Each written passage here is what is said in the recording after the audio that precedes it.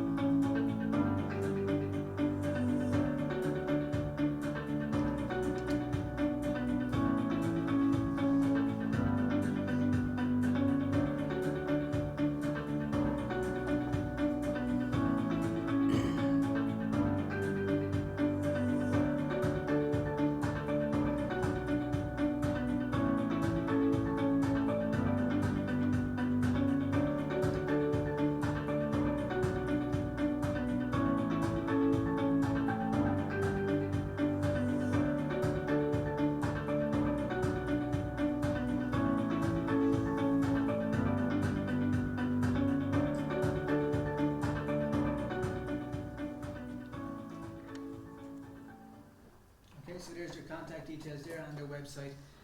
If you are interested in what they do, please look them up and please give them support, because we're very grateful for the support they've given us as well. So you're all very welcome, as I mentioned. Please help yourself to teas and coffees. We're grateful that you've come out this early evening and in that weather as well. It's quite miserable out there. So if at any point you feel like you're waiting a bit, please feel free to get up and have another cup of coffee. Help yourselves to food, because it'd be a shame to see it wasted. So look, it's great to have Damien here. Damien is a digital consultant. Damien from Mully Communications. He's also a student again. So he's Damien's kind enough to offer his unique perspective on millennial students' digital content consumption habits explored. It's a title that I'm regretting more and more every time I try to say it, but I think it's all encompassing and describes very much what Damien is trying to capture in this presentation. So Damien has been a digital consultant for over 10 years. Initially he offered customers advice in the likes of MySpace and Bebo. Thankfully he's evolved with the tsunami of digital platforms that have emerged since, or he would have gone out of business a long time ago. It is an area, as a former digital strategist myself, I can see that it's an area that just expands at an ever-growing pace. The number of platforms, the fragmentation of platforms, platforms consume each other, platforms like Facebook, we were just discussing, deciding to rebrand itself and attach that brand to all of its other brands like Instagram. So it's a space that changes immensely. Damien has done some research as part of this talk into students' behaviour and online habits, and he's going to share them insights with us now. So please welcome Damien Mully.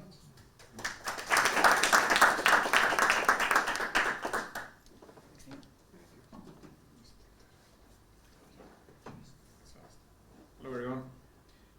We'll try and make this as interactive as you want, so if you have questions just shout them. I don't need to wait to the end, although we are having a Q&A afterwards as well. So Yeah, so I went back to college a couple of years back, so I'm in third year now in UCC. There's about 170 people in my class, and about 20, I think, mature students.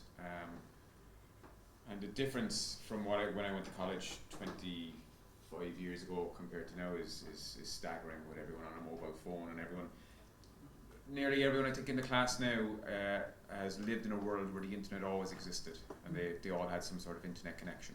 So they have no idea of dial-up and like jokes about the sounds of modems and everything like that. They just don't get it.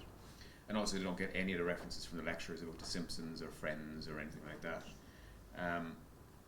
But I was seeing the way, just even before Peter asked me to come into this, I was just seeing the way the groups in my class communicate, and so it's all Snapchat. Everyone in the class is Snapchat, and there's private Snapchat groups for different cliques in the class as well. They have their own Snapchat groups. There's also a Facebook group for our class, and then the mature students have a WhatsApp group. And the younger students don't use WhatsApp whatsoever, apart from getting messages from their mum every now and again, or their nans. So I hope that made you feel old.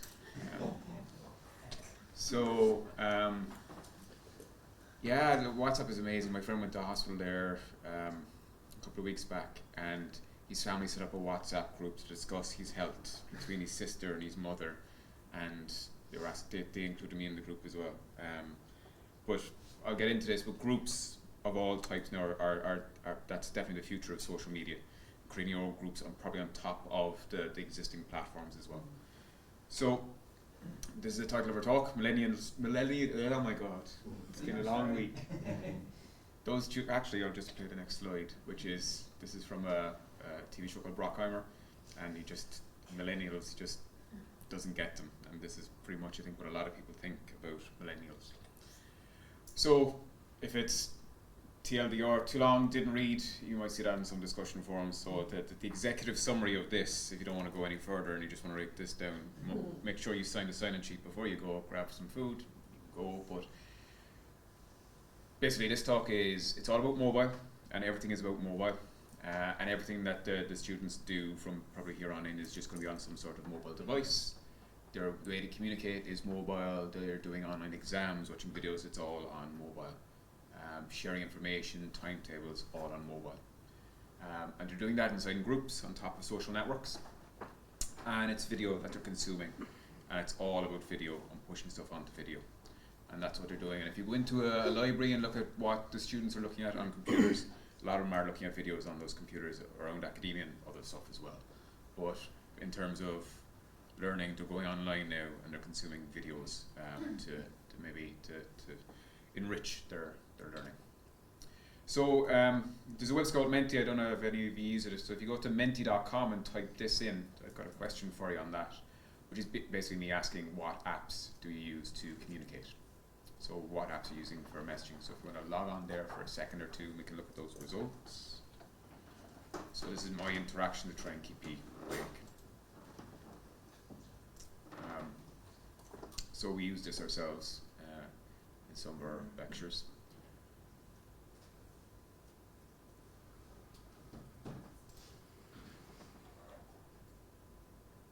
So there we go. So WhatsApp is very, very popular for maybe 30 plus bracket, 25 plus bracket. Snapchat that's not an insult. I'm using the mature students group of my class is on WhatsApp, and they drive me mental because it's constant update. It's actually very interesting. The younger students Facebook group that I'm in is very business orientated. Do we have an exam? When's the exam? When's that assignment due? And that's it. Ask a question, you get an answer, get a screenshot. And the mature students group is, oh man, I had a long week. Here's a funny joke from 1985. That's hilarious. Here's a screenshot of something from 2 years ago. A letter. SMS, email, Slack as well, which is quite interesting. Slack is meant to be a replacement of email, if anyone has ever used Slack and Slack channels. But Slack has become as popular and as weighty and as time wasting as email, I find, in the last while. So there's a channel for everything. So Stats as of today, as of 1 o'clock today. So you can get stats on Facebook and Instagram usage if you go onto Facebook itself. If you go into the ad system in Facebook and say, I want to take out an ad, they'll say, who do you want to target? And you'll say, right, I want to target 13 to 17 year olds on Facebook. And it'll say, okay, 55,000 people, 140,000 people on Instagram. So there's a big difference and there's a widening gap between Facebook and Instagram usage for pretty much an under 35 demographic. And I did a survey a couple of months back, and I've been doing these surveys every year, just on the differences between, say, 65 plus year olds and, say, 13 to 17 year olds on Instagram and Facebook. So as of about a month or 2 months ago, there's more people 65 plus on Facebook than people under 18 on Facebook. So the Facebook for young people and for college goers is pretty much gone. And it's an older demographic. But if you're an advertiser or a marketer, that's a very rich demographic that you can target on Facebook. So it's still very, very valuable. There? Like what group are you talking about there? So that's for Ireland. Right. Yeah, so Republic of Ireland. So in total, say there's about 1.8 million people on Instagram in total now in Ireland, and there's about 2.6 million people on Facebook in Ireland. But Facebook is losing, it lost something like 200,000 or 300,000 subscribers in the past 6 months. So people are actually leaving as well. And there's a big thing with Facebook and privacy and everything else in the past while people just deleted their accounts. Is there any gender differences there? The gender difference on Instagram is about 55% female and 45% male. On Facebook it's about 50-50. Yeah, 51%, kind of 49%, but pretty much equal. I presume there's no metrics for Snapchat. There's no metrics as such, but you could, if you go into their ad system and say, I want to take out ads, it'll say how many people you can send an ad to in Ireland, and it's about 1.75 million. So Snapchat is actually huge. But Snapchat asks you if your gender alright, but it doesn't ask you for your age. It says, if you want people to know your birthday, put in your age, but it doesn't really push it. But Facebook insists on it, and Instagram insists on it because they use that for advertising. Any sense of dormancy in Facebook? Sorry? For those who, any sense of dormancy, non-use? Yeah, what you can do is in the ad system again, when you want to take out an ad, it'll say how many people from that demographic you will reach in the next 24 hours. So you get daily numbers, estimates, and then you get monthly estimates. So the ad system overall is based on per month usage. On Snapchat, it's daily usage, so they only give daily numbers because they said monthly usage subscriptions is bogus. Really, it's not someone that's very active. And so then, when you change numbers up to 13 to 25 year olds, 580,000 on Facebook and 680,000 on Instagram. So Instagram is still bigger for 13 to 25 year olds, and that's getting bigger over time, and Facebook is declining over time. And 1.75 million daily Snapchat users. Snapchat brought out their quarterlies profit. They had revenue of 400 million in the past quarter, but they're still about 2 or 3 billion in debt. So like they're not making money as yet, but they're making more and more money from people. And they said the average Snapchat user checks Snapchat 30 times a day, which I actually found quite low because it's used for messaging more than anything else, and private messages, and even texting back and forth. Like that number should be quite high, but 30 times is the number of opens on that app every day by their users. And they use a very young demographic, and it was mainly Western users, European and American users for the past couple of years, but they're really marketing and pushing hard, so in Asian countries now it's starting to take off as well. So it's not declining, despite the fact that the founder of Snapchat decided to redesign Snapchat, I think it was about 2 years back at this stage, without consulting the design team, and brought out an app that was a piece of shit basically, and everyone stopped using it instantly, and Instagram went, here's our opportunity, and basically said, every feature that was in Snapchat you liked, we now have it on Instagram, do you want to come join us? And so they lost. Something to do with dropping numbers. One of the Kardashians. Yeah, so she got sick of it as well. Everyone was complaining, and eventually the founder, Evan Spiegel, went, yeah, you were right about that. So they said, we'll go back, but it was like Coke and new Coke, and when they went back to old Coke, it wasn't old Coke anymore. So they went back to the old design, but it still wasn't as good. So daily usage figures just plummeted as a result, and so many people left. And people that are following me on Snapchat, I might get say 100 views of my updates per day, and I'm getting maybe 7 or 8 at most. So people just got sick of it and left. But you're getting new users all the time, so they're clawing back people. And as we'll see in a little bit, for the teenage demographic, they haven't lost them whatsoever. So it's still a messaging app for that demographic. And what was very interesting when I was doing a survey, so I did a survey of 13 to 17 year olds in the past month, and I'll show you the results in a little bit. But the ad system on Facebook is tied into Instagram. So Facebook and Instagram is the same ad platform, and probably for WhatsApp the next one as well will be the same ad platform. And it tells you who you reached, what their demographics were, and what phone, and even what operating system on the phone that they were using. And the survey that I ran, it was 4-1 for iPhone. So the younger team demographic, and you'll see it actually in most countries, they're majority iPhone, which is a smaller percentage than on Android. It's mostly Samsung Galaxies, those types of phones. But then as the demographic gets older, it flips to Android usage. But it's just the teens with their disposable income and money from their parents demand an iPhone, and that's what they want. That's what they have. So the 13 to 25 year olds are using their mobile for pretty much everything. So they're seeking out information on Google still. They're going for Google for information, and then they're using their social networks. So they're using the group chats and the messages to ask for information as well. So their social networks are inside other social networks, or sitting on top of those. So they've got their group chats, and their different group chats. So their class group, their friends group. They have those on Snapchat, inside in Snapchat. They'll have them inside in Instagram. Some might be using Facebook Messenger as well for that, and WhatsApp obviously as well. So groups are the big thing. And Facebook did a whole thing a couple of months back saying we're going to get rid of the timeline over time, and everything is going to be about privacy, and we're very privacy focused. And there was a big, huge announcement about it, and they had no choice in the matter. This was happening anyway. Facebook was fantastic at seeing growth and seeing what's working on the internet, and they were trying to acquire a company. So they bought Instagram when Instagram had about 50 million users, and it was only an iPhone app at the time. So which of the kind of social media platforms do Facebook now own? So they own WhatsApp, they own Facebook itself. You could class Facebook Messenger as a separate social network because they have 1 billion users alone on Facebook Messenger now, and you don't need to join Facebook anymore to join Facebook Messenger, and they're using that as their payment gateway. And they have WhatsApp as well. So Instagram, yes, sorry. Thanks for the whisper. So Instagram, Facebook itself, Facebook Messenger, WhatsApp. WhatsApp they paid 13.5 billion for. They haven't really made any money from it yet. But WhatsApp has, I think, a couple of 100 million, like 500 or 600 million users now. So, and they were, WhatsApp was huge in countries where Facebook wasn't strong.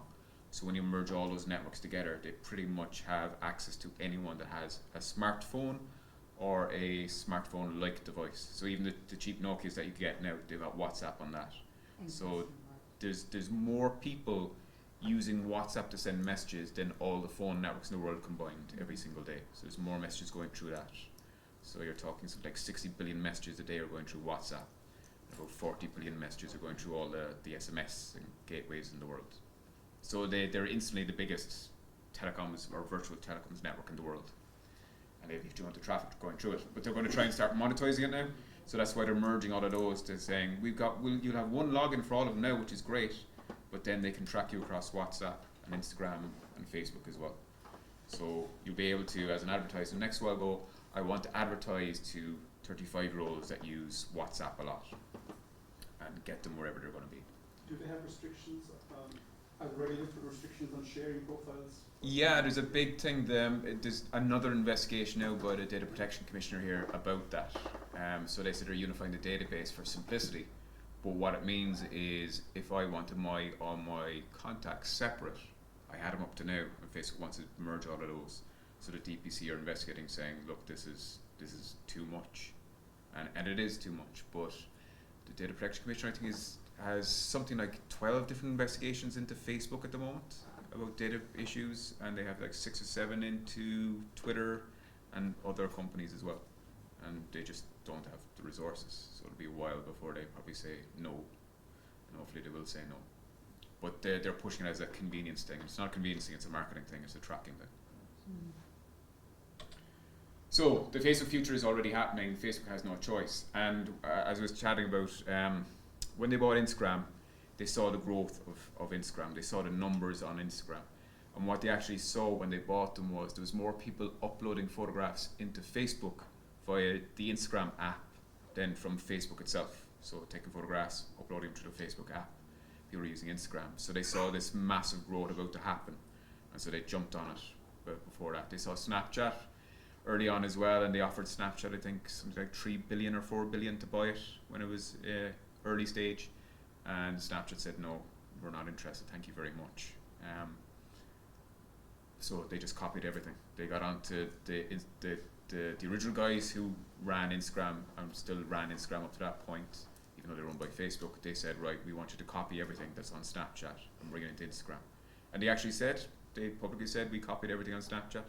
Thought it was great. So stories that you see on Instagram and WhatsApp and on Facebook itself, that was all Snapchat. So they just copied the whole idea. And they've tried that, but the thing is, they've tried that now numerous times. Facebook has tried to make their own version of Snapchat. Something 6 different apps they've tried, and they've all failed.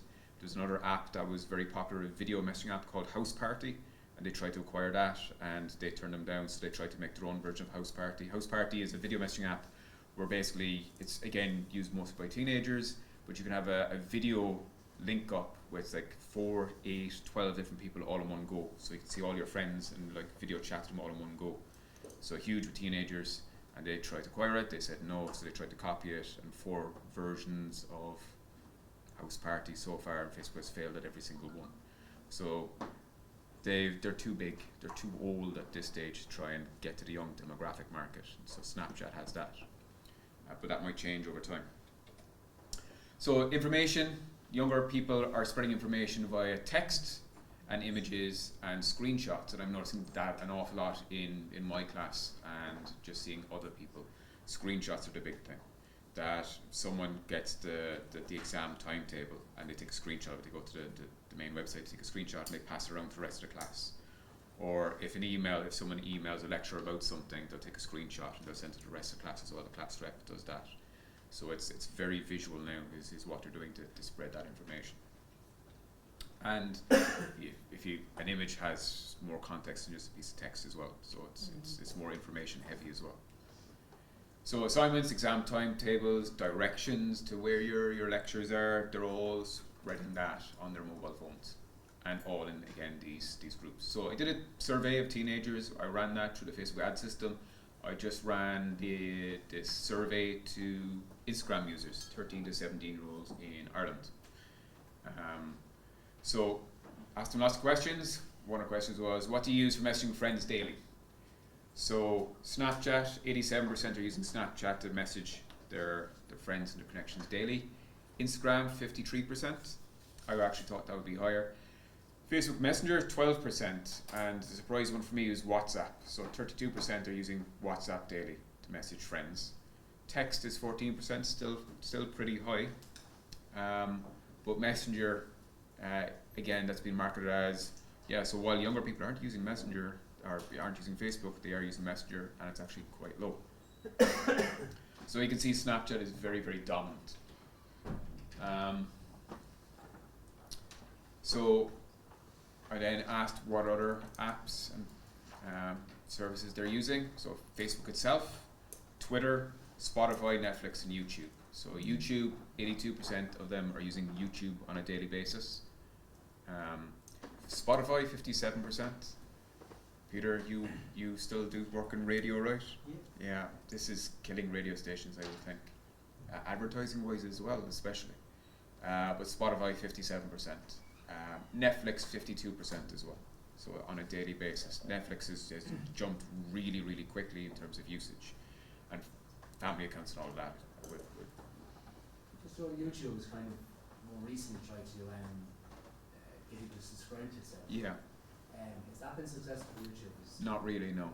Yeah, No. So The trouble I think is the interface is terrible, and they're trying to basically take the YouTube website and the YouTube app. YouTube app isn't great either, and they're trying to make a premium service out of that. I think they need to actually have a good design. So Apple, if you think about iTunes is a god awful app on your desktop, and the website's not great. But then they brought out Apple Music, and they then iterated it, and they made it cleaner to use and better to use. And I think that's what YouTube needs to do. But again, an awful lot of people are going, well, I'm already getting it for free, and I know I can get it for free, and I know I can even get the music that's copyrighted, that's not meant to be on YouTube, but I can still get access to that, or even movies. So I think they know how to route around the stops anyway, the copyright stops. Just Google, in terms of services, aren't very good at monetizing. Outside of ads, they're not very good at monetizing what they have and selling subscriptions. And I think maybe YouTube, this is only me guessing anyway, to placate the movie companies, and I think maybe to placate the music companies, they're saying, look, we'll offer a premium YouTube service as well, so that you get more revenue when we have subscribers. You get a bigger cut, but the money they're making, I think, is small. They haven't started banning people or banning certain types of what you're looking for, sort of videos. They're not sort of. Not yet, because like a lot of the stuff on YouTube when they started off was porn, and they just hid it from the front page. But something like 60% of the content was pornography, because they were making money from the advertising, and that got the numbers up. And then as people started using it more, and parents, they started cutting down on that, and then they eventually put in the filters to stop that being uploaded. But they grew and got more usage because of that. And I think it's the same for pirated content. And even like so much hate speech and like rights ring stuff that's going up, they're monetizing that. They're making money from ads, interstitial ads and pre-roll ads.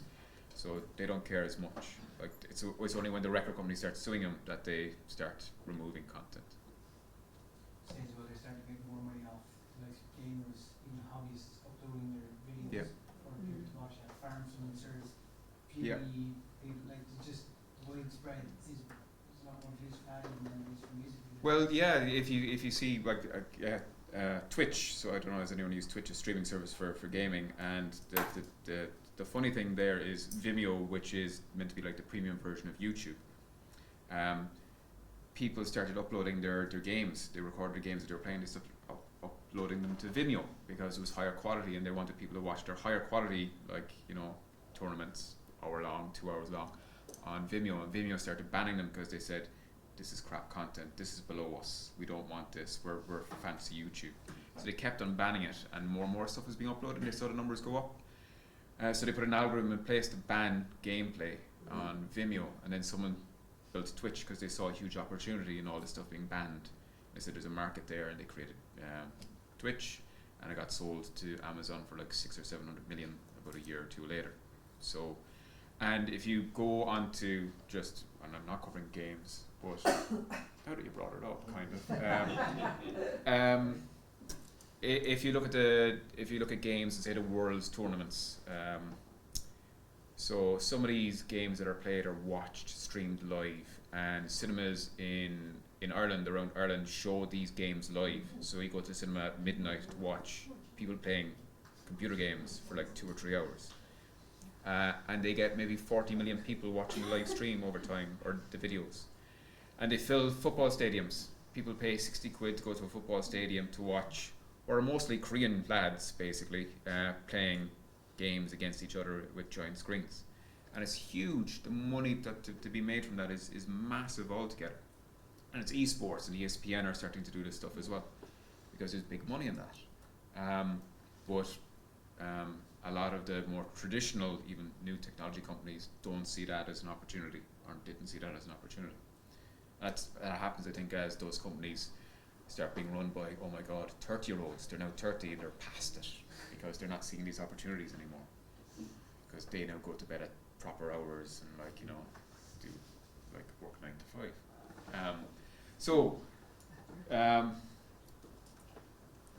For me, just 82% daily usage of YouTube is very, very interesting, because again it shows that this is a place that they're going to be on and stay on, and they're used to it, and they're used to video now, and be able to access video because they all have data packages. They're able to access video no matter where they go.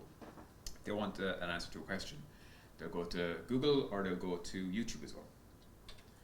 So I then decided to ask them how often they used email, because in my own class, email is pretty much a foreign entity to the younger students. Like they don't use email, they don't have it. They're gifted an email account by the college to get updates from the lecturers. But what seems to happen is one person is almost like the nominee to check emails, and then the screenshots again go around to the class group. So often use email again. These are 13 to 17-year-olds. So like they as they get older, I remember when I joined the internet, getting my first IOL or Hotmail address like at 13 was the most amazing thing ever, and that's all changed now. So 40% are rarely using email, with a smaller percentage just using it every day. Tiny percentage don't have email. I think that was about 8%.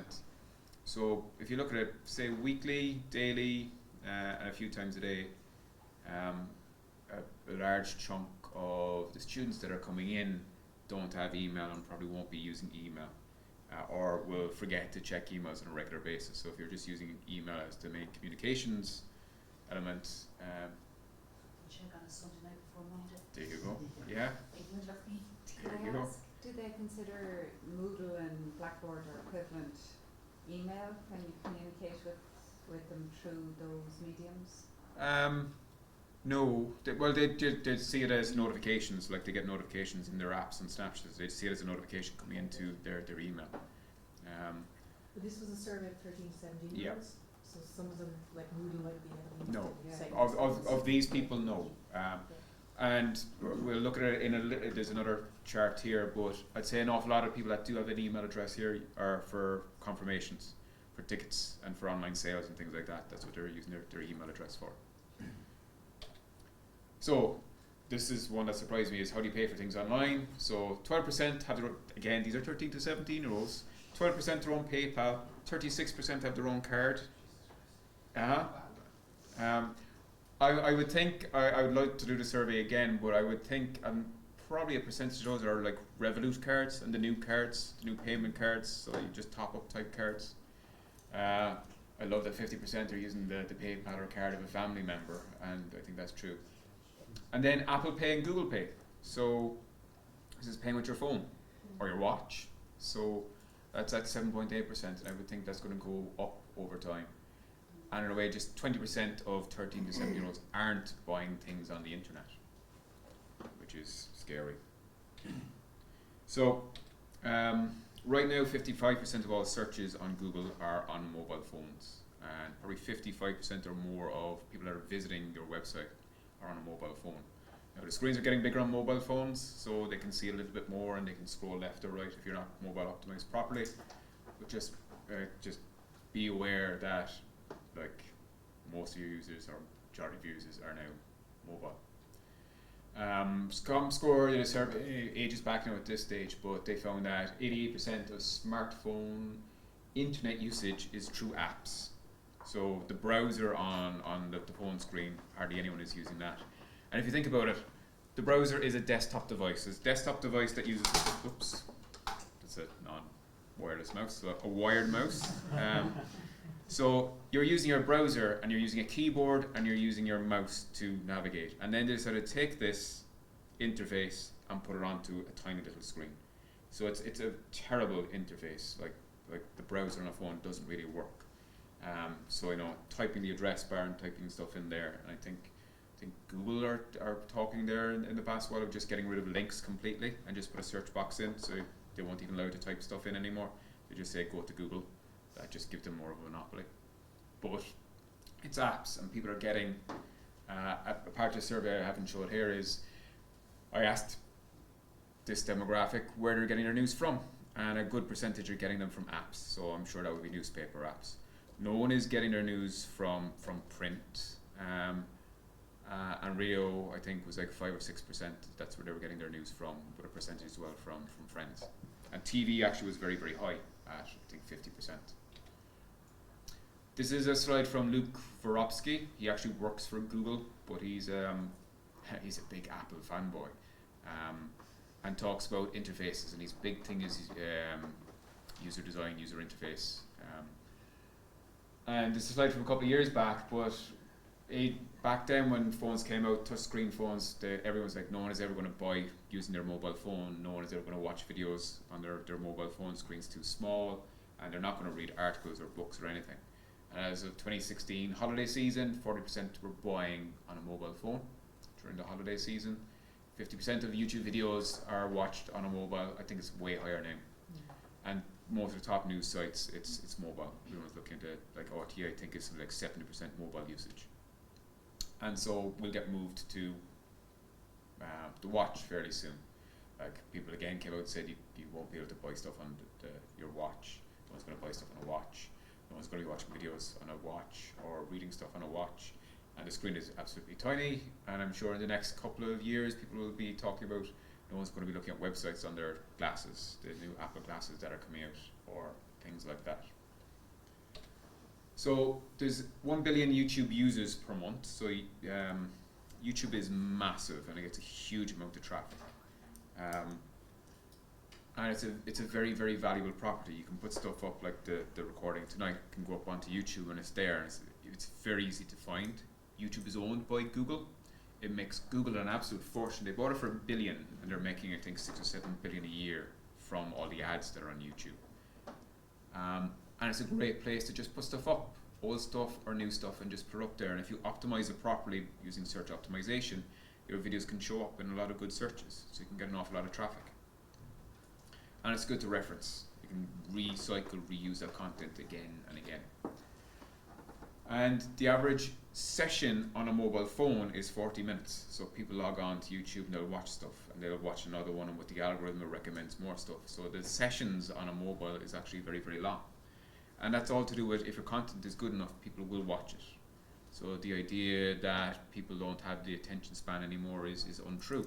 If you go back to Twitch and watching videos online, those videos are 2 hours long and they're getting like 10 million views, 12 million views. So like if they're looking for certain things, they'll pay attention and they'll watch them for a long time. So just again from my own class, looking at people in the libraries and asking other people of the younger demographic that are in college, they're using the likes of YouTube to find information, and they're putting in MCQs, they're putting in revision questions, all of this. So this is just a quick me doing a search for anatomy exam revision. So this is a video that's 1 hour 31 minutes long and put up 9 months ago, and it's had 280,000 views. 2 years ago 206,000 views, a year ago 142,000 views. So, and again, an hour 20 minutes long. So they will watch those videos. They will spend time watching those. Or I guess the very famous one that kind of professionalized that is the Khan Academy. So has anyone used the Khan Academy or looked at their videos? They're really good, they're very well produced. And so they've had 1.7 billion views of their videos since 2006.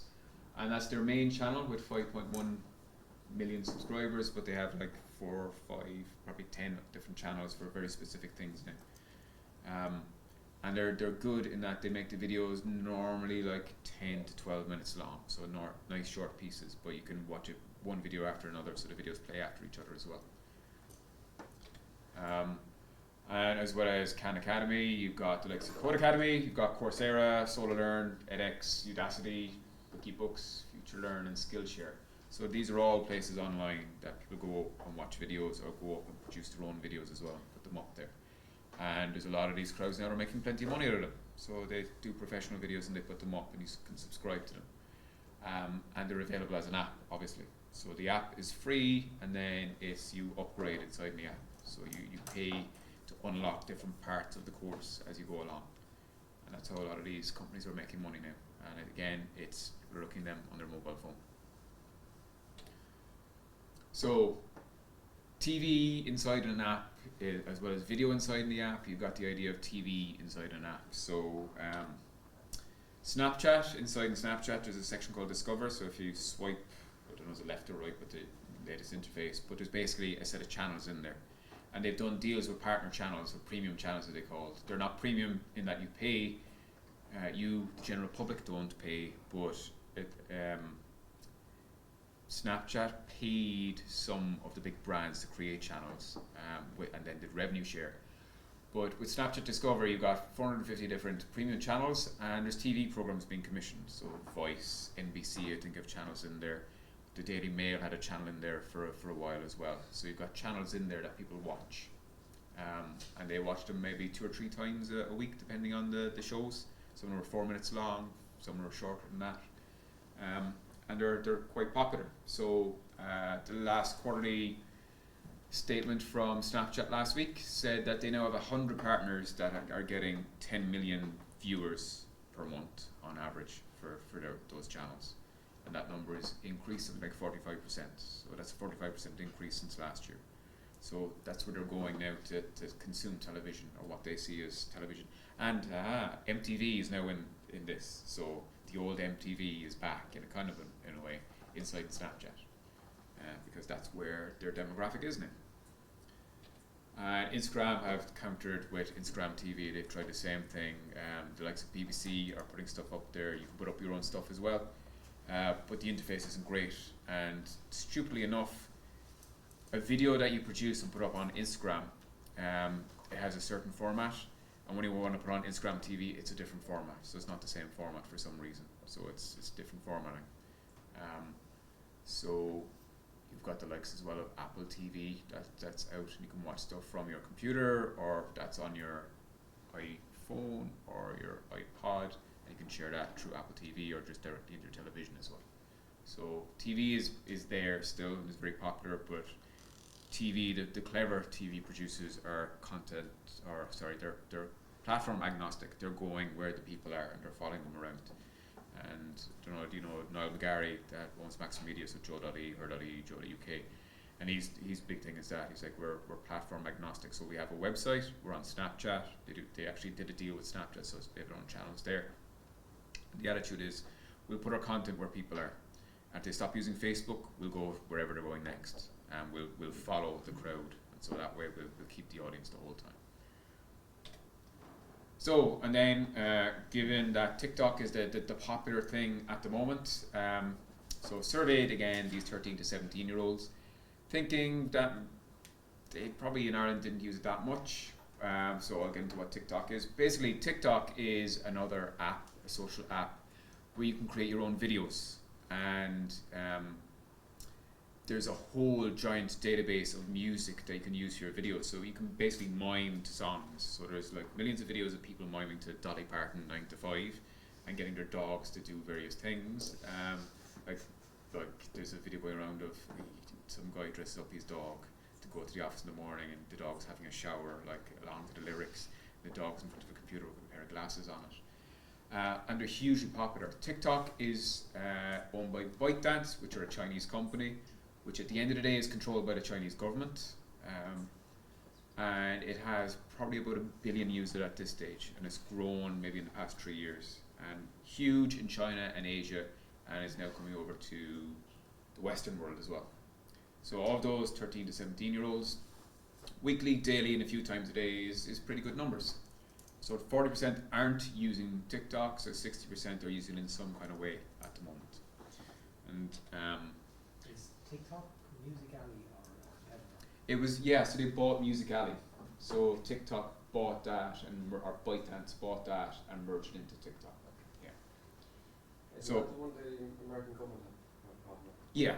Well, they have a problem with anything Chinese Yeah. nowadays, but yeah. They're particularly calling that one Yeah. because of the fact they're Chinese. Yeah. And it is because the Chinese government are censoring that.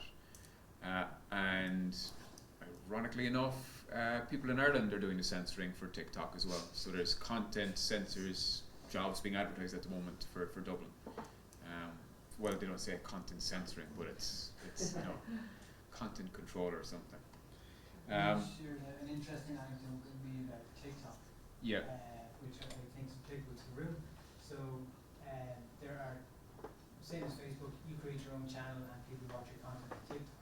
Someone in India started off a channel on how to learn English, so all the correct pronunciations and the phraseology on all, and that's become nearly a national movement now with billions and billions of views from people who don't go to college, don't have any formal structure or a learning structure, and they're all learning English and how to speak proper English from TikTok. So there's no structured learning around it at all. They're using their own interest, their own curiosity to go into this. So it's mad to see if this is happening in that informally without any sort of structure to the routine. Yep. Can I ask you what is the name of this particular TikTok? Just how to follow it, just to see how It's it's. probably Learn English or something like Learn that. English. We can dig it out for you and send it on. Yeah. I sent Peter the link to it anyway. Old Town Road, which is probably the biggest song in the past 2 years, and it's a huge movement now. The backstory of this is fantastic. This young fella basically was creating tunes in his bedroom, and he bought the melody for Old Town Road, so the bass beat, which was actually a sample from 9 Inch Nails. So he bought the sample because there's a whole marketplace now for people that want to be artists and rappers and singers, and you can go onto websites and basically buy the song, like the same way that huge Swedish producer that's produced every hit for most pop stars in the past 20 years, Max something or other, going off on one now, but Beyonce, for her second last album, they had 100 songs ready for her to choose for her album. So they had 100 pre-made songs, and so when she co-writes the songs, she adds the word "yeah" at the end of a sentence or something like that, and she's a co-producer. That's how it works. And the same for Westlife and all those that say, "Oh yeah, I wrote this song," or what's the other one? The other band's gone. Yeah, but or Michael Jackson. That Michael Jackson produced all these songs, wrote all these songs. He made sure that he was like writer and got all the royalties, but he didn't write most of these songs at all. But Old Town Road, anyway, he created that. He bought the sample, the bass line for the song, for 60 quid off some guy that he had never met, and put this together and released it. And it was getting a bit of traction, and then he put it up on TikTok. And so he was able to upload that song on TikTok, and he did a couple of videos himself dancing to his own song, and added all the hashtags around to get people to see it. And it took off, and then people started using the song as well for their own videos, and it took off and took off. So the hashtag Old Town Road, people have created videos to that song, so they can still use that song, that sample. And so far 552 million views of the videos of people using that song. And he got a record deal from it, and it just went off from there. So again, he's only 18 or something like that. He saw that's where people are, and there's his opportunity. Went off, bought the bloody song, added his own lyrics and sang to it, produced in his bedroom, released it into TikTok, and it took off from there, popularity wise. And so another one that's happening at the moment is school kids are using the history hashtag, and they're creating they're creating videos with this hashtag, and they're like, hang on, I can dig it here. So this is kids doing their own history lessons, and so this is like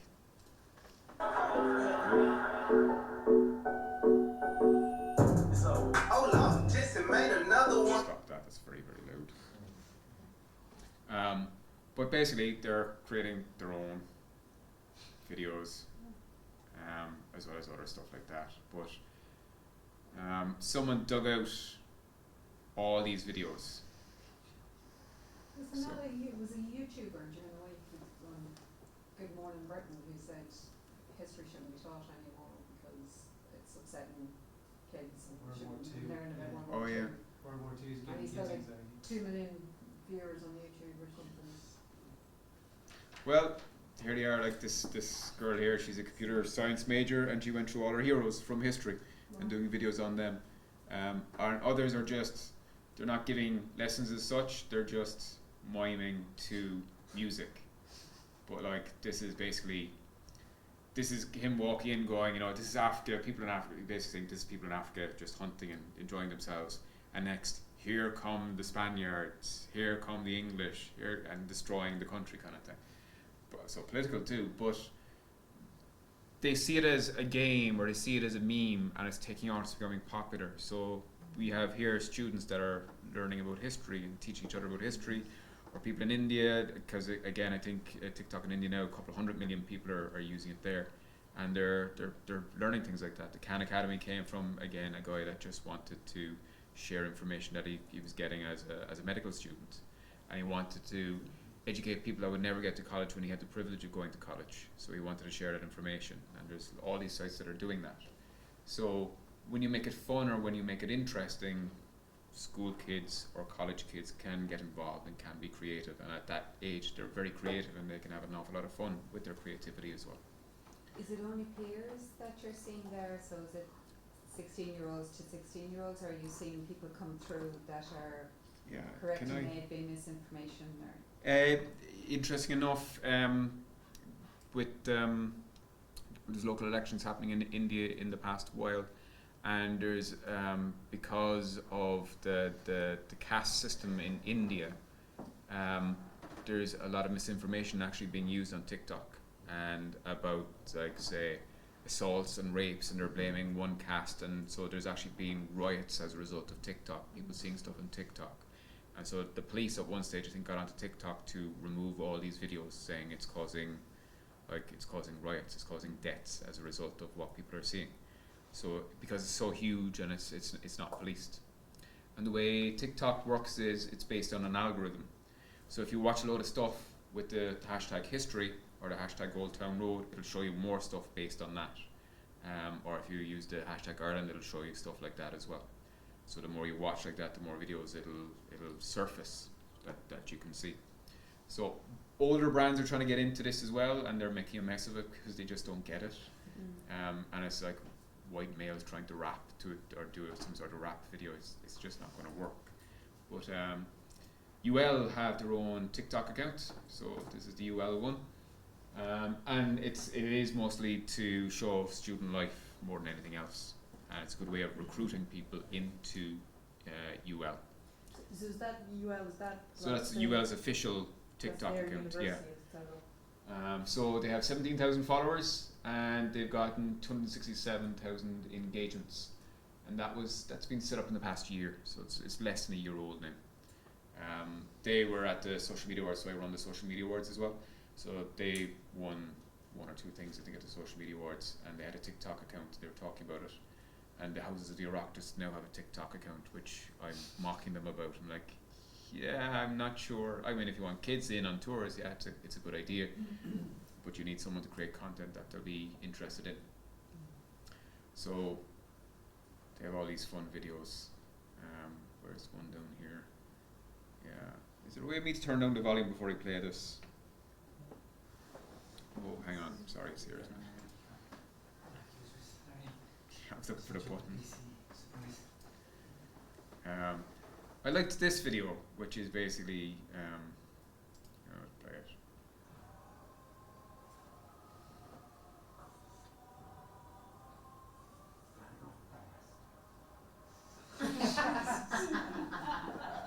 And that took an awful lot of work. Yeah. They actually say it there that they broke a pool cue doing it.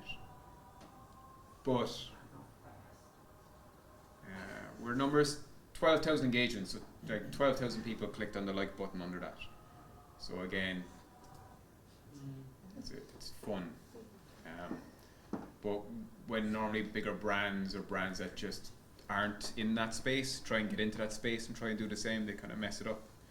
So just be aware of that. But what we can see here is in all these spaces there's creativity and there's learning, and it's peer-to-peer learning, and they're trying things out. And if they see that some peers think it's a good idea to like teach each other about history or kind of study tips and things like that, it does work. And can anybody access that space, or do Yeah. you need to be accepted? No. Join them? Yeah, you can. You don't even need to join. You can just go onto their website and search by the hashtags there. But you can join it as well. If you join, it curates for you.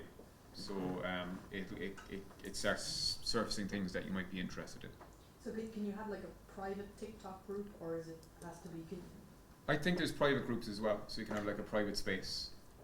I'm not certain because I have it, but I'm going to go back to slide one here with Rockheimer, where I just don't get it.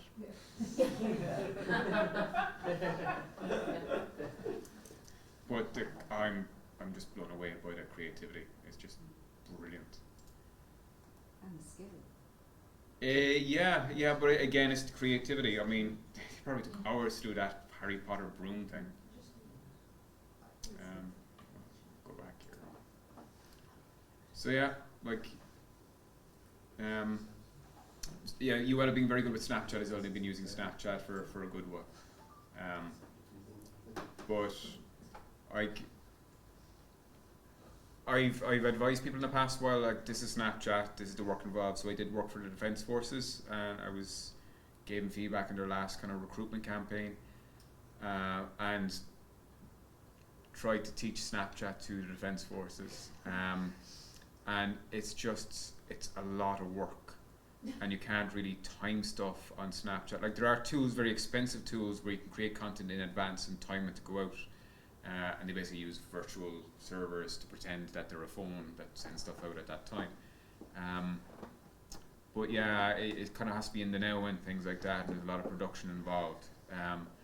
But it's, I guess, the idea maybe for yourselves as educators, that people that are working in education, is just know the channels that they're using, and then give them the content so that they can share that in those channels. So you don't have to be in that channel, but just provide stuff to them for that channel. So like, if you're just sending links or PDFs, it might be good to just have some screenshots and like have an image that they can just save to their phone and can spread that way instead. So it could be something as simple as that. And again, realize they're not using email right now. They might start to use it. You have questions on that? In China, they're using WeChat, which is an really significantly amplified functionality. Are you seeing that filter through WhatsApp or the equivalent? Yeah, so Facebook have been trying for years to do payments, build payments in, and it's starting on Instagram now, where you have a shop on Instagram, and you can, if you like a product, you can actually click on that product and say, I want that, and the price is there. And there's a payment gateway that's been set up by Instagram. It's not as fluid and as frictionless as WeChat or Tencent, but it's getting there. Facebook hired in a guy called David Marcus, who was the president of PayPal, and they hired him in just to run Facebook Messenger.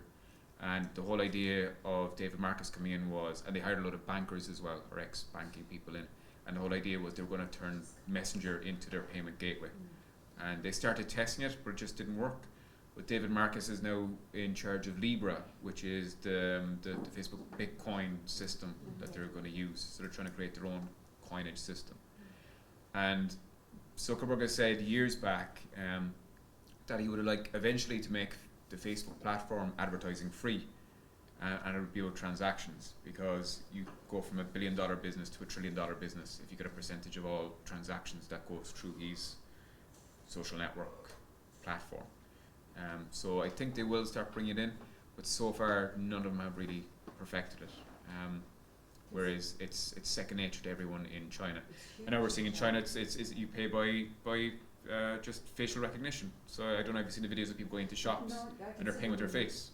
See them on the ground, you know, when you're there, you really see that every activity, every purchase activity, every interaction in terms of buying everything from credit for your phone to sending flowers to someone is all through this one media.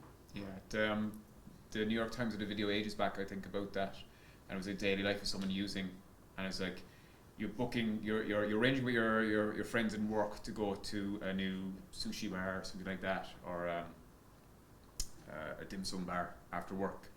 You look up the menu and you're still inside in WeChat.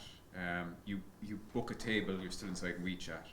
On the way to, or you order a taxi to go there, you're still inside in WeChat. You get to the restaurant, you don't talk to any server, you just order through the menu that's inside in WeChat, and it arrives out without interacting with any person. And these are all real things. Or so everything from banking to marketing to product and service sale all goes through this one medium.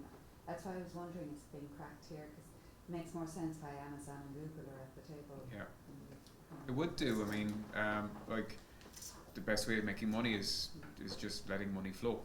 And they just haven't cracked it here.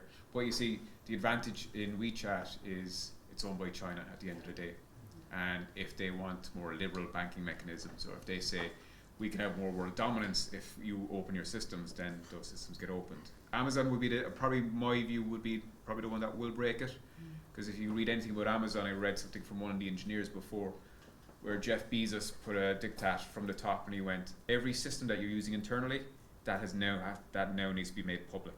So you have to have a public API for every system that we're using, and that's why their hosting system became a giant hosting system quite quickly because of that. I think they might do the same for payments.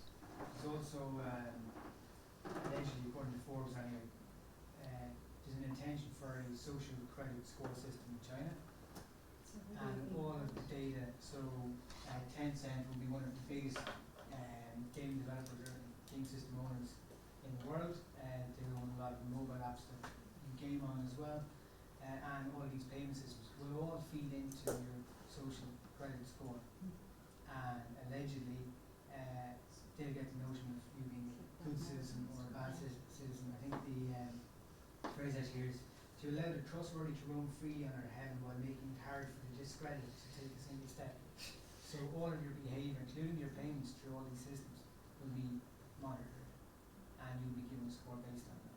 They're piloting it at the moment in Shanghai, so it's like an episode of Black Mirror. That's what it sounds like, Black Mirror. It is, Yeah. it's an It's big episode data of Black on that. I Mirror. don't know whether Black Mirror gave you the I idea think or Yes. It's It's been What? suggested, isn't Yeah. it? So, Hang on, sorry, Peter, she just got a question there. And then Sorry, right? No.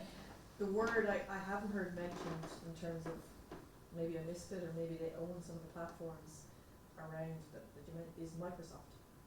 Yeah, Microsoft are I think are doing some very clever things. They're now saying they're platform agnostic, and they're making apps that will work on iOS. They're actually releasing a load of Android apps there of late as well. And they're saying, which is sacrilege a couple of years back, they're saying Windows is not important anymore. We want our stuff on any platform. So they're not doing anything social wise, but what they're saying is their systems will be available on every platform, and then through their server backend they'll all be accessible through all those platforms. Yeah, they're really pushing on the cloud, aren't they? Yeah, they're hugely successful. Like Amazon, AWS is powering a huge percentage of sites worldwide, but so is Microsoft. So Azure is powering, I think, 30-40% of the internet as well.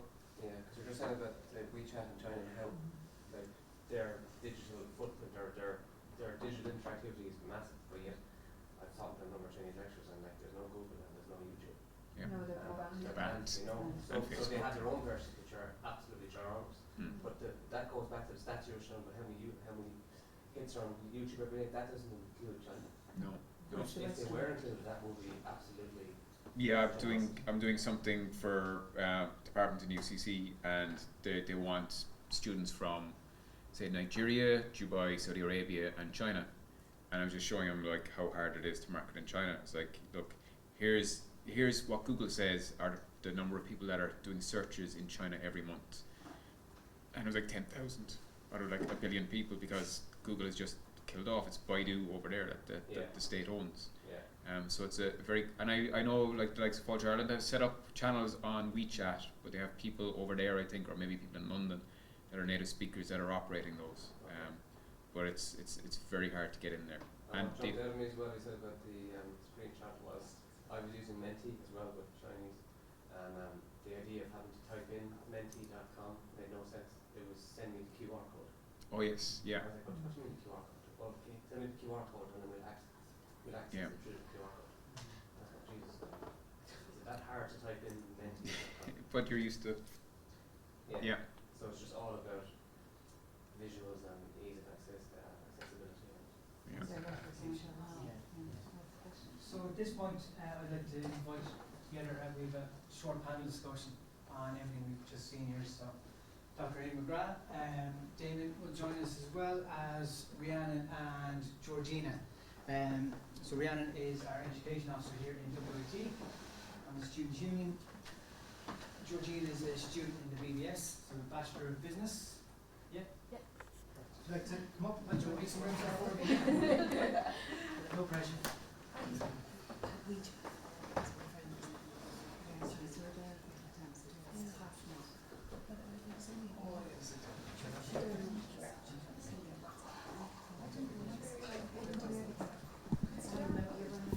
Nobody can ask me any questions now. I've talked enough. So you know. Can I just ask one before? It's about Felicity's Chinese friends and what we're talking about, face recognition and all that. If any Western company tried to do that with the antitrust case in and the break no should it? GDPR, yeah. So they're being stopped. Facebook in America by default will tag you in all your photographs and all your friends. So you upload photographs and it'll say these are all your friends. And the Data Protection Commissioner here said in Europe, actually no, it was the German Data Protection Commissioner said you can't do that in Germany, and so it's like throw it at the door. But so Facebook has facial recognition.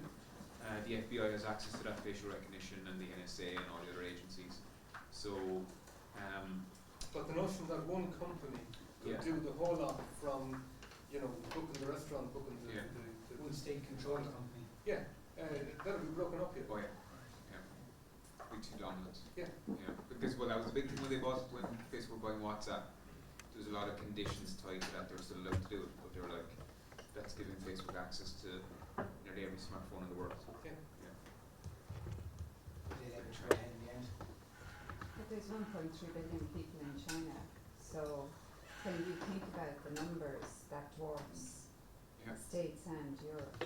Yeah, and India will be the next biggest country, and their growth rate in the technology, the native technology companies that are starting there, same idea, and they're trying to copy China. That's where Alibaba came from. That was China as well, China. Express. But there's one in India. Well, actually, there's one in India that's a competitor to Amazon, and the Indian government just banned Amazon from selling their own products. So anything Amazon makes themselves, which is basically what Amazon does, is they see what are the best selling products, and then they make their own in-store brands. And the Indian government banned them from doing that. One of the reasons is because there's a Amazon competitor that's huge now. So yeah, like China and the Indian government are in competitive advantage to locals.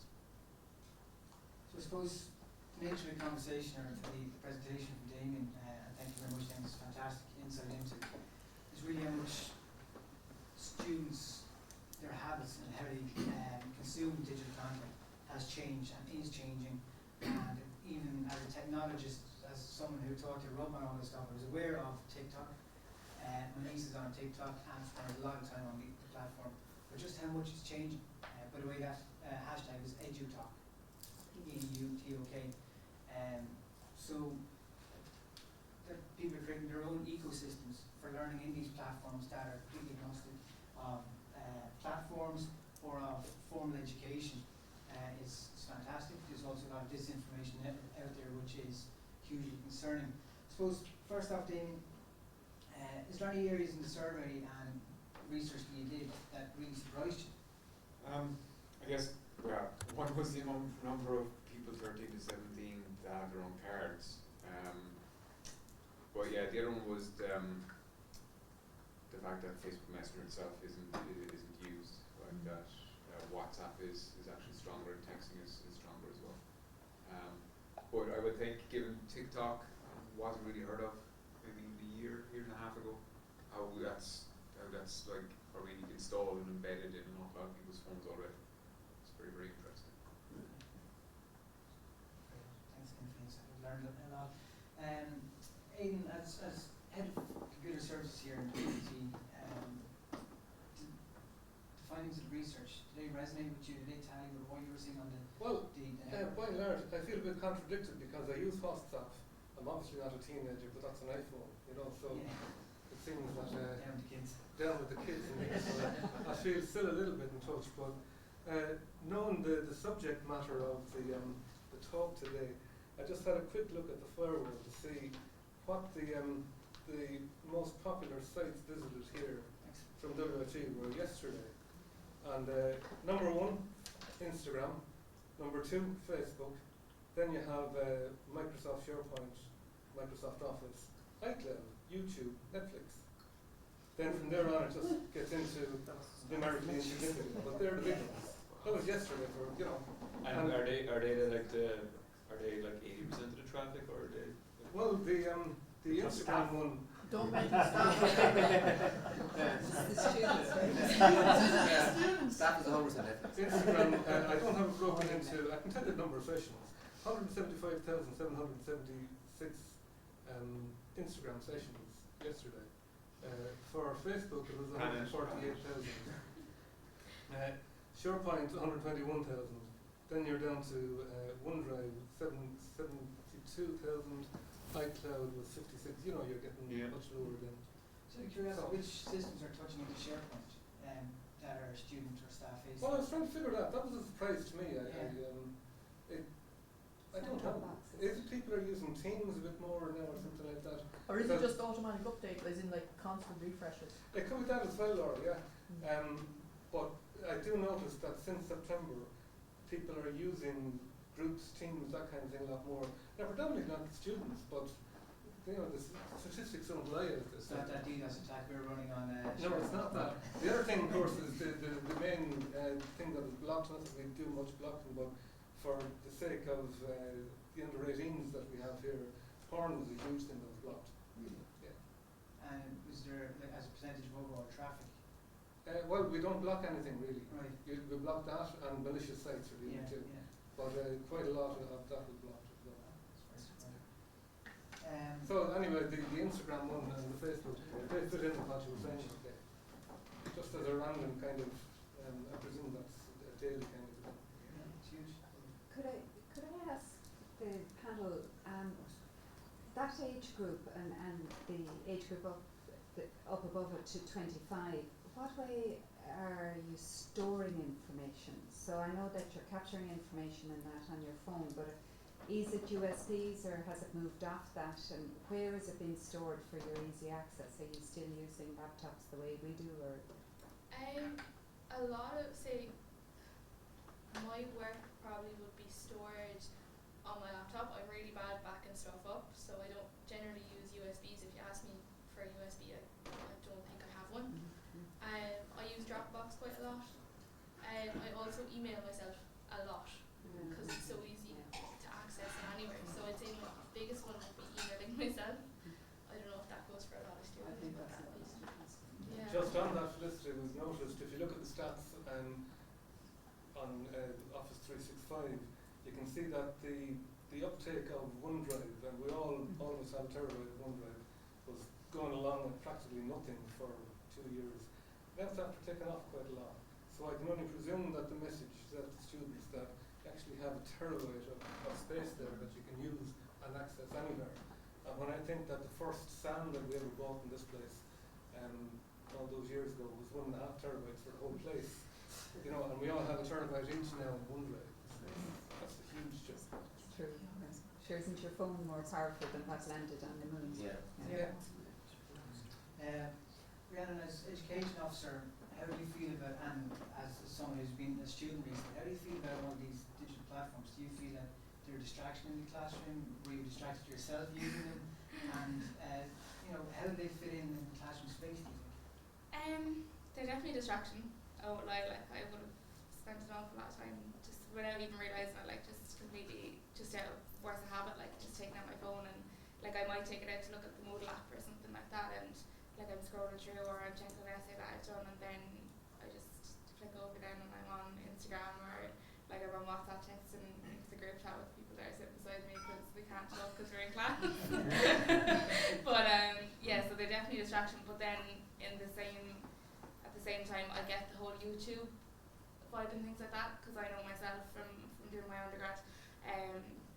Like Brexit is something that's wrecking our head in the last couple of years, and it came up in an exam for us last year in our final year, and obviously that was going for a degree and we hadn't a notion, so it was so easy to look up like, summarised videos on YouTube of what is Brexit, like in 1.5 minutes you had 2 paragraphs in an essay, like, you were able to form thoughts on it because it was so, like it was laid out so like briefly and concise because it's such a like. Could you send that on to Boris Johnson? It was a really good video actually, which was like a minute and a half. Because nobody has a clue, so wherever that goes. Yeah, it's really, really good.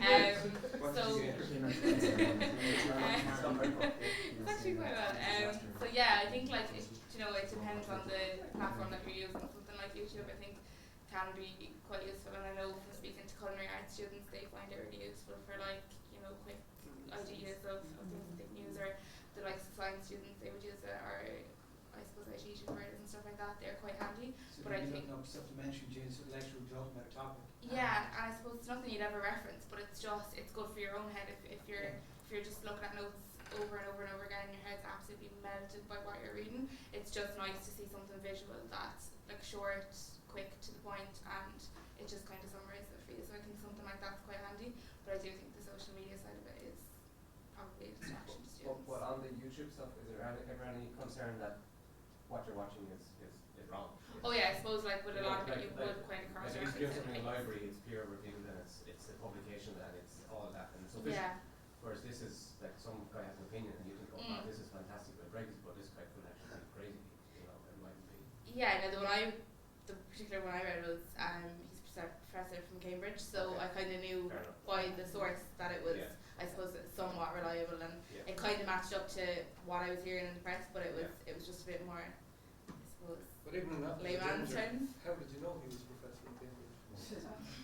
I was, no, because I was nervous because it was before an exam and all the rest of the final year, so I did cross-reference things like that.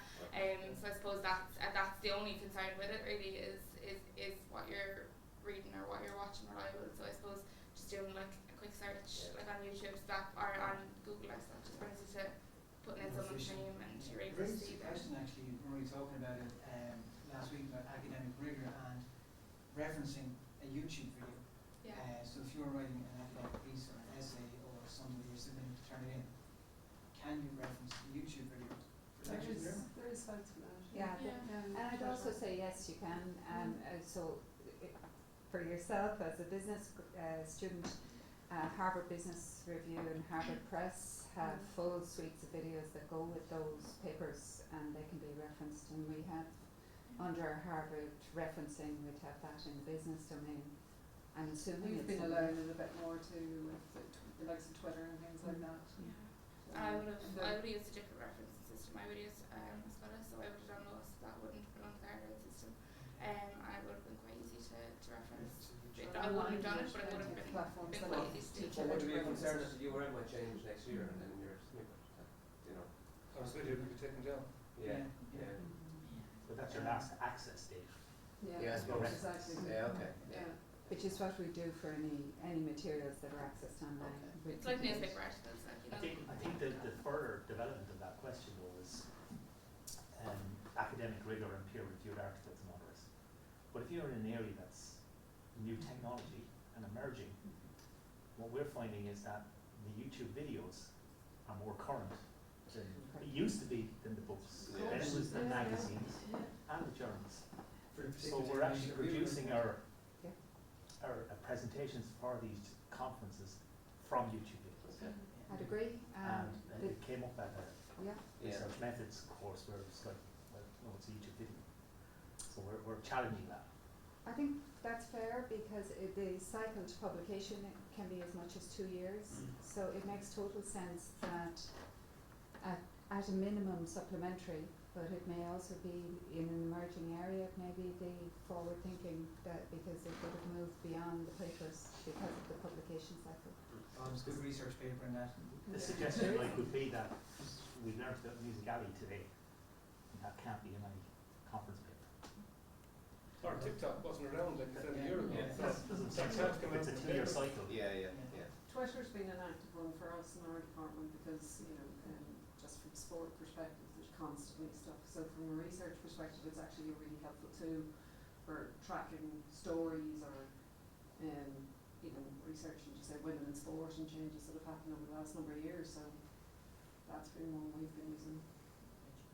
I find with that as well that, say, just relevant at the moment for me, I've an assignment also for exit, and even reading articles on, say, Financial Times, the Journal.ie, they're then referencing tweets from different absolutely. people. Yeah. You know, so Twitter is definitely a big one, I think. I mean, there's a social vacuum in it, and you have to be careful of that, but still. Well, you consider how Donald Trump communicates with the public, you know. And that's communicating national and international policy. Yeah. It's interesting because Twitter are going to ban seeking to ban political commentary from the Twitter feed. Just Yeah. really submersive how Or they deep deal with evidence are them. saying that he's generating so much traffic that why would they put him off? So it's a business sense versus a real sense of what's right or wrong on the platform. The other point I'd like to make is on the videos that you're saying you're using for your essay, for your assignment. You know, we used to you do a literature review, and I find the same in with video. You're literally doing a literature video review, and that will triangulate, you know, how valid those commentaries are that you're getting in the video. I'd also say that from learning styles, you're capturing more students because upwards of 20% of people are visual learners. So I think that there's great capacity there for what you've spoken about.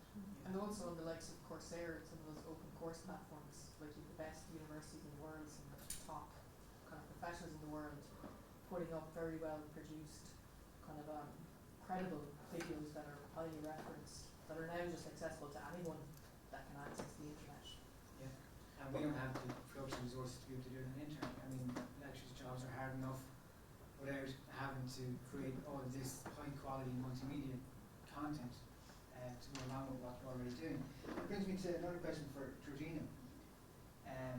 So, would you like to see lecturers use more of this technology in the classroom, or do you like to keep your social media as your personal space?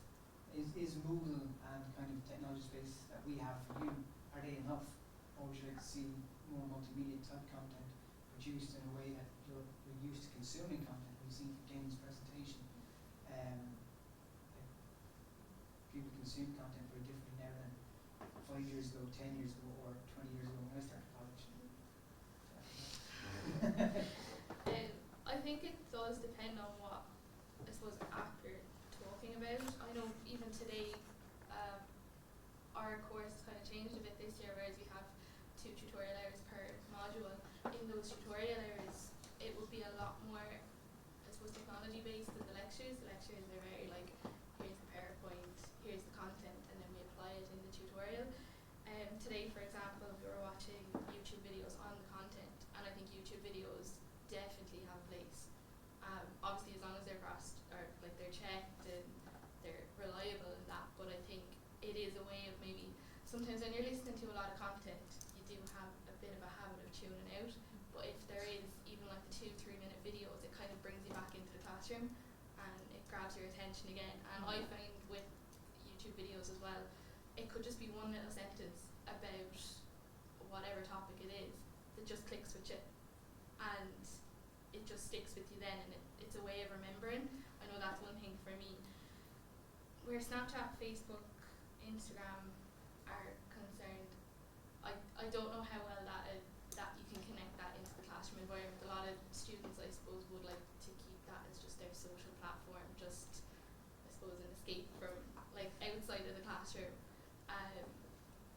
I don't know. It could. I mean, it's just my opinion. TikTok does, like, I suppose that history part you were showing. Personally, I've never been on TikTok, so I can't really talk too much about that kind of thing. I don't know about myself.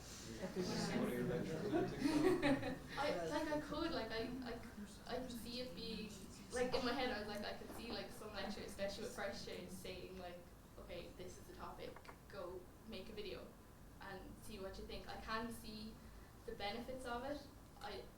It might take a couple of years for it to get more popular, because I don't know about anyone in my class, but I know myself and Rhiannon haven't kind of touched on the TikTok era, but yeah, no, I think it definitely does have a place, but the social media ones, as I said, like Snapchat, Facebook, Instagram, I don't know how well you could bring them in. I think group chat wise, that was touched on at the very start. I think the group chat for classrooms are vital, because I know for my first and second year of the course, of my current course, we all had a group chat. If there was an exam coming up, say if someone was out or someone bumped into a lecture, it was like, oh, that lecture's cancelled, or so and so. It all goes into the group chat. Exams, assignments, everything goes into that group chat. Our course got merged this year, so there's I think 3 or 4 different courses in one. We don't have a group chat, and so much information gets lost that you're kind of lucky if you hear about some stuff. should be something that lecturers maybe kind of, Look at curating. yeah, Yeah. because I mean it's hard, like if there is a student that's maybe a little bit outside of the group, they're not going to be added if the student takes like control of it. So I think if a lecturer or someone did, or a tutor or something took Can I ask control of that it. question next actually? Oh, sorry. Thank you very much. I suppose to me, the conversation's happening there anyway. What we've seen from Damien's presentation is that there's a lot of people using email in WITs to official communication method with students. How often do you check your WIT student email account? I was shocked by that statistic because I'm on my email, I check that multiple times an hour. Like, I am always on my email. Like, while you were talking about app usage, I went on, anyone who has an iPhone, there's a part in the settings where you can check how many times you've gone into an app today. Like, I've got 14 email notifications today, and I've been on that on both my phone and my laptop. And you have your notifications turned on to going Yeah. through to your emails. Yeah, and you like get I'm notifications. constantly on my emails. I have 4 different email addresses for different types of things, like with my student one, my personal one, everything like, so I was shocked by that. Still start to question though whether it's like the field of dreams, if you build it they will come, our email system, or do we need to go to where the students are in their own digital space, whether it's that type of WhatsApp group or Microsoft Teams or Slack or one of those type of platforms where you can manage that conversation curated from lecturers' point of view, but also let the students have to have their chance. Yeah. And Well, the answer to that a little bit is we did build it and they didn't come. Because years ago we were getting a newsstand in, I think it was the first one after the first 1.5 terabite one. Yeah. And one of the things taking up space on the SAN at the time was mail. That was broken into staff mail and student mail. And we had a look at student mail, and there were about 10,000 accounts in there for all the students. And said, well, how often are they accessed? And over, I think it was a month ago, we looked at, no more than 12% of them were being accessed. Now, this is, 15 years ago, whatever. And at the time, Google came knocking on the door and said, we have this great thing for education, Gmail for life.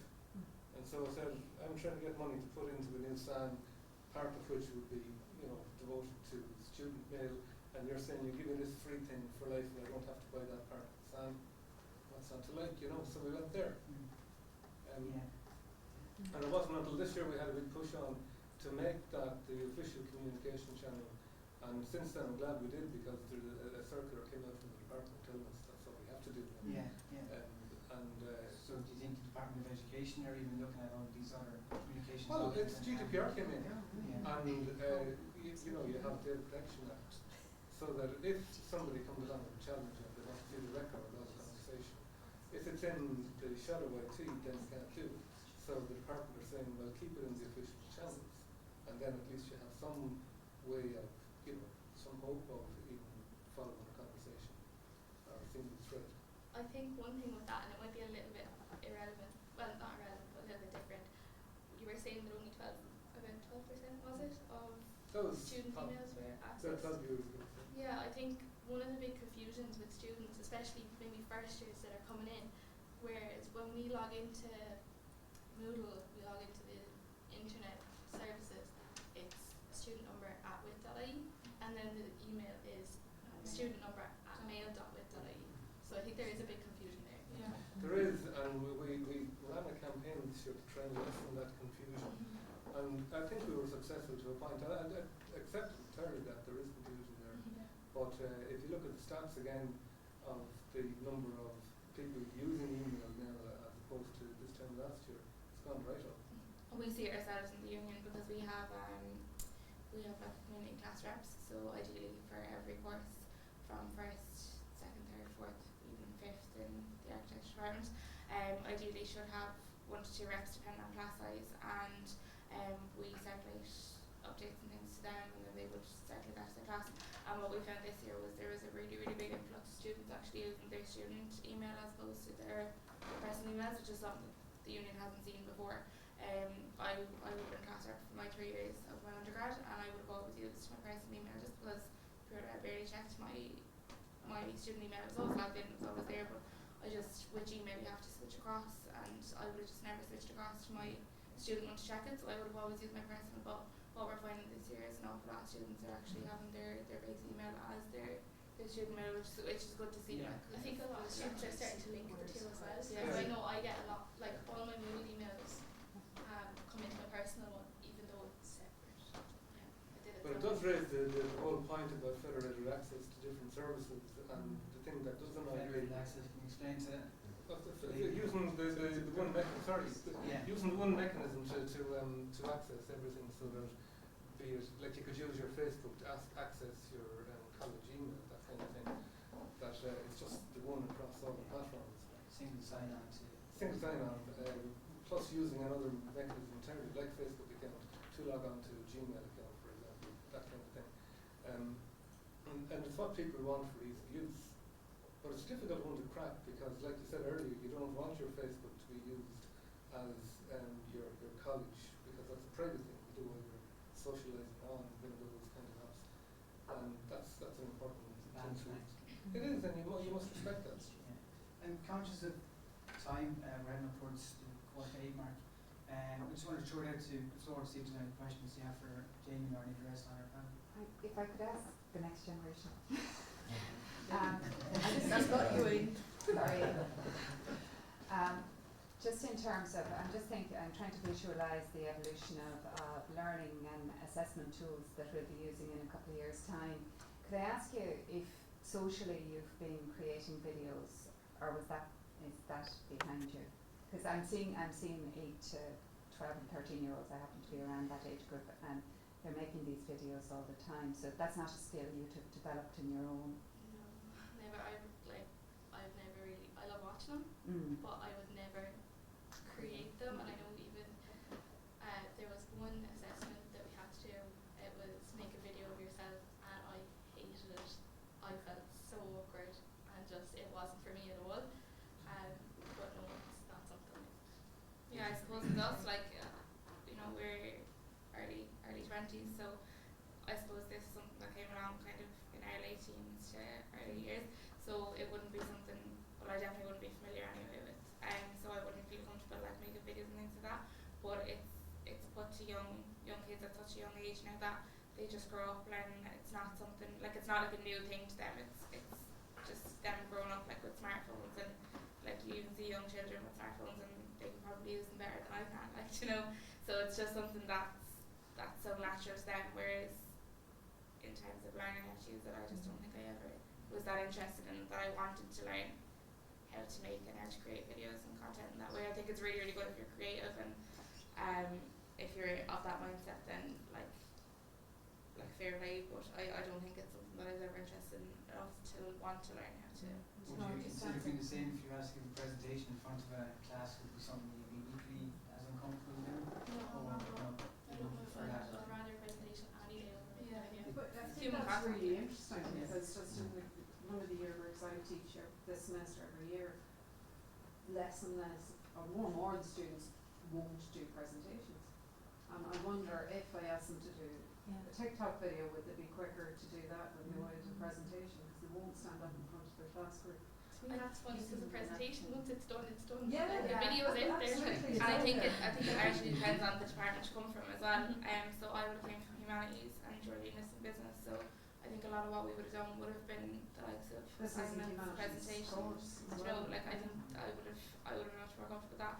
Whereas I think if you come from somewhere like science and computing, or if you come from visual arts or anything like that, like you might be more comfortable with creating content, and you might be more comfortable with everything that works. But I just wouldn't have a clue, so I feel completely at my depth if I was asked to go make a video. I wouldn't even know where to start. It highlights really the difference between digital natives, so people who are used to using technology, and grew up, you know, with Facebooks, Bebos, MySpaces, you know, it's always been around, in some sense. But the generation that are coming along behind you are the digital first generation that I spoke of earlier on. They never had to make an appointment to view a television show on a Saturday night. They never had to wait for their favourite song on the radio or read a newspaper. So someone recently who her son was working in a newsagents, and 17-year-old couldn't believe that people still came in on a Sunday morning and bought 2 or 3 newspapers. They were mad. So this digital first generation that's come talking, and will be in double AT in the next few years. The next 2 to 4 years, by the Yeah. sounds of it.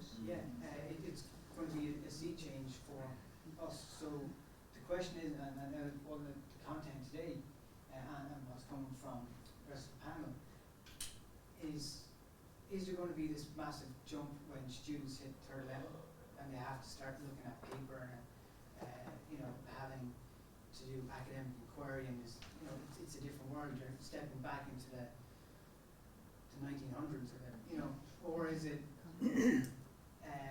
Are we going to have to meet them in the middle? I suppose that's the question I'm posing. I think, Peter, there is a gap there between the world of business and the secondary school, I'd say. And it's presently here the same about the video content, even though I accept that people are like that.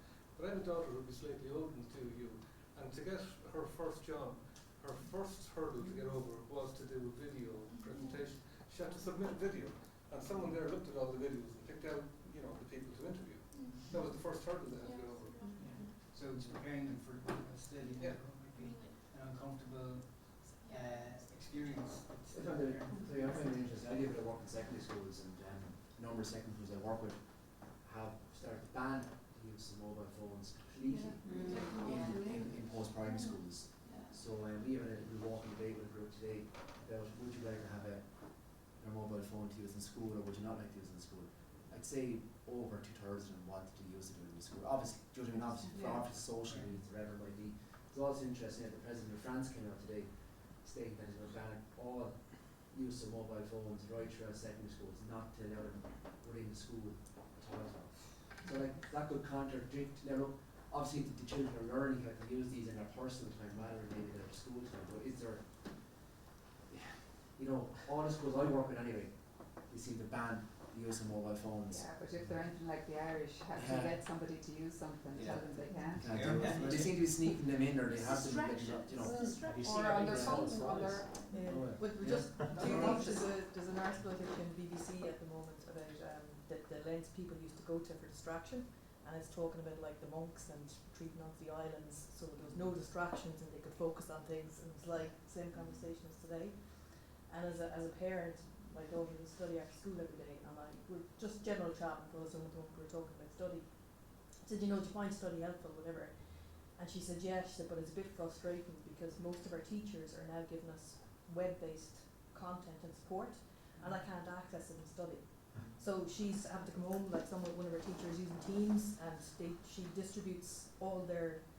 She takes photographs of the content, just actual screen, like it's like a phone shot of it, and uploads that. And then the teacher had been out for a while. They were like catching up, transcribing it into their own notebooks, but it was done through Teams, which had been set up. Don't necessarily know if it was by the school or not. So it was an interesting. They might have been using mobile devices, but the teachers were starting to use What age group was the teacher? I'm not saying it's universal. My daughter's in her junior cert at the moment.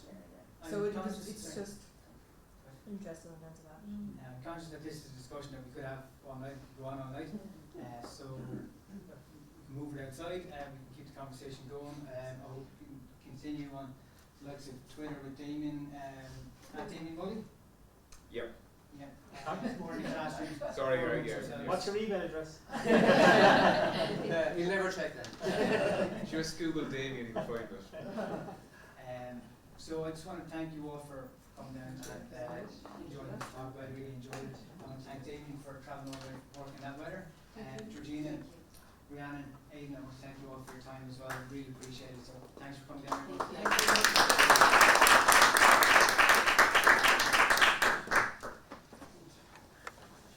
Thank my colleague Fiona Murphy as well. I think we have to organise this without Fiona. So thanks very much.